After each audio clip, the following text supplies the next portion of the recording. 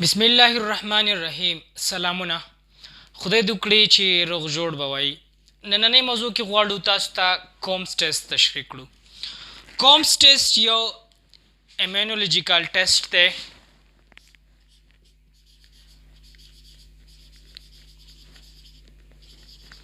ایمونولوژیکل کومبس ټیسټ ته انټي ګلوبولین ټیسټ هم وایي. کومبس ټیسټ یعنی د انټیجن او انټي باډي ریاکشن ټیسټ. په دې ټیسټ کې د انټیجن او د انټي باډیز ریاکشن معلومیږي. کومبس ټیسټ مونږ ته د سرو کرویاتو په سطحه باندې ضد RH انټي باډیز یعنی کومبس ټیسټ مونږ ته د سرو کرویاتو په سطحه باندې انټي RBC انټي باډیز په ګوته کوي. د فرض مثال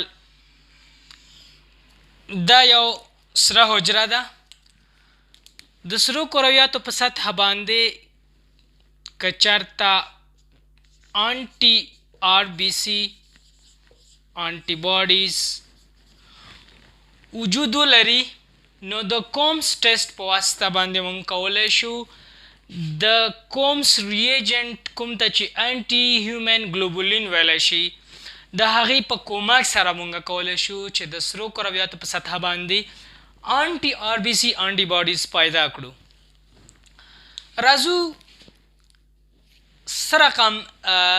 راځو له کومه ځایه د کومبس ټیسټ ریجنټ یعنی انټي هیومن ګلوبولین منځته راځي.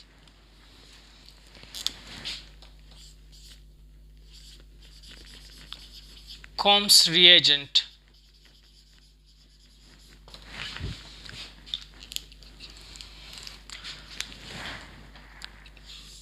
د مثال په طور دا یو انسان ده. که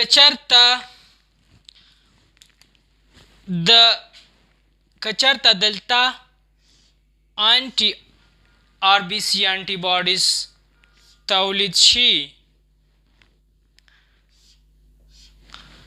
دغه که چېرته د یو انسان په بدن کې انټي RBC انټي باډیز یعنی ضد RBC انټي باډیز تولید شي دغه RBCs اخیستل شوي دي او په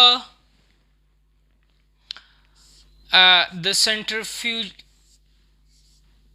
سنټرفیوج نه وروسته د رسوب نه وروسته یې سیروم ویستل شوی دی. دغه سیروم د انټي RBC انټي باډیز درلودونکی دی. همدغه انټي RBCs انټي باډیز که چېرته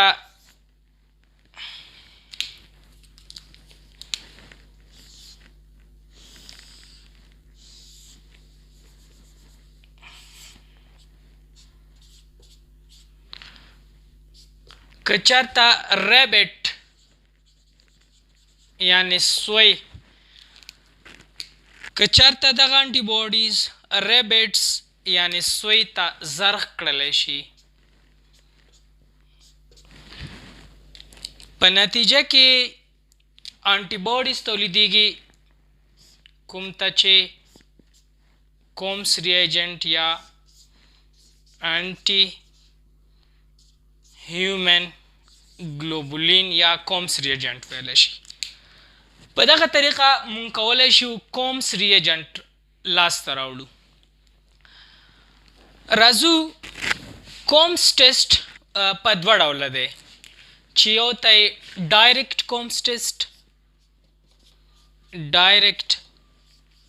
کومبس ټیسټ او بل ته یې هم indirect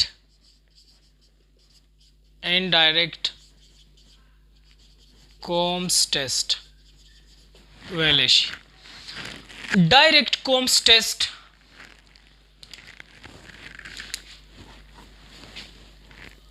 د سرو کرویاتو که چېرته د سرو کرویاتو په سطحه باندې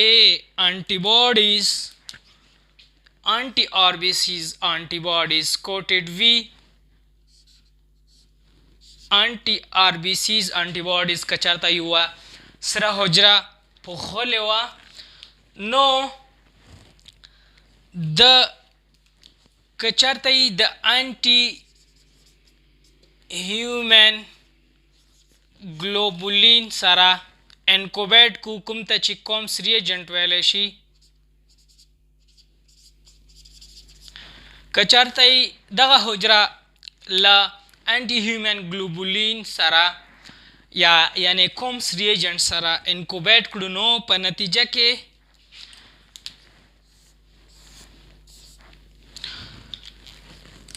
دغه سره حجره کوم چې د ضد آر بي سي انټي باډیز په واسطه باندې پوښل شوې ده نو که چېرته انټي هیومن ګلوبولین ور علاوه کړو نو انټي هیومن ګلوبولین انټي باډیز د کوټډ انټي باډیز سره وصلیږي او په نتیجه کې سره کرویات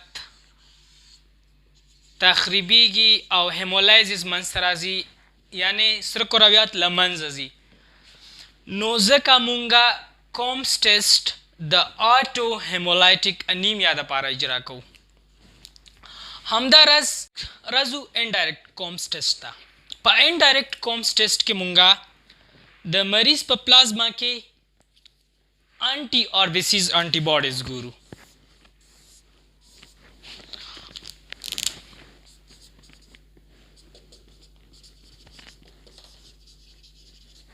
پیشنٹ پلازما که چېرته انټي آربیسیز انټي باډیز موجود وي په یاد ولرئ په انډایرکټ کومبس ټیسټ کې موږ سره باید آر ایچ پازیټیو آر بي سي یا آر ایچ پازیټیو بلډ باید موږ سره موجود وي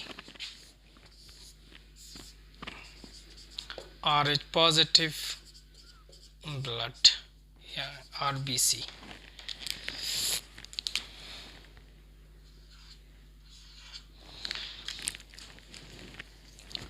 دغه انټي باډیز له آر ایچ پازیټیو بلډ سره انکوبیټ کوو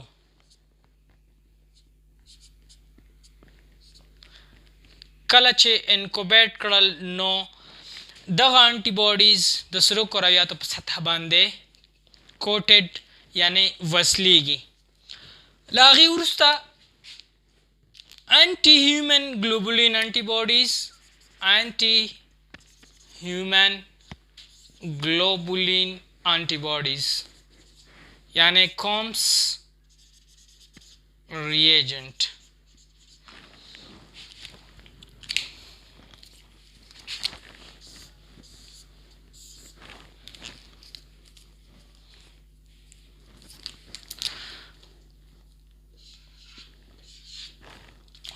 هغه انټي باډیز هغه انټي آر بي سي انټي باډیز چې د سرو کرویاتو په سطحه باندې وصل شوي دي د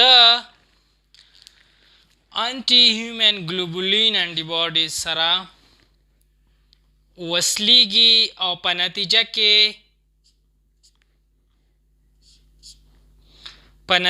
کې اګلوټینیشن یعنی سرو کرویات له منځه ځي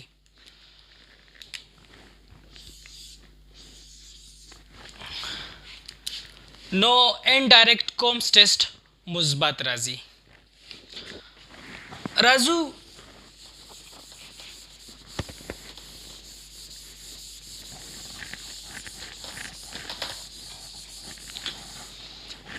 که چېرته د پیشنټ په سره کرویاتو کې یا هم په پلازما کې یا هم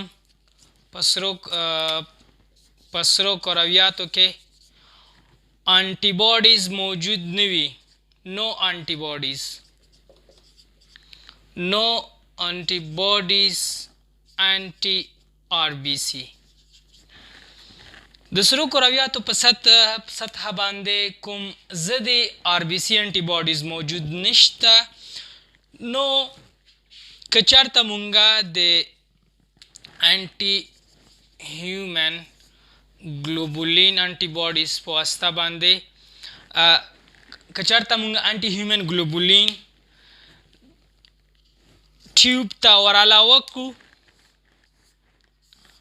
نو سرو کرویات د سرو کرویاتو په سطح باندې کوم ضد RBC انټي باډیز وصل نه دي، نو انټي هیومن ګلوبولین انټي باډیز د سرو کرویاتو په سطح باندې ضد RBC انټي باډیز موجود نه دي، نو انټي هیومن ګلوبولین د کوم انټي باډیز موجود نه دي چې وصل شي، نو په نتیجه کې ټیسټ کومبس ټیسټ منفي راځي.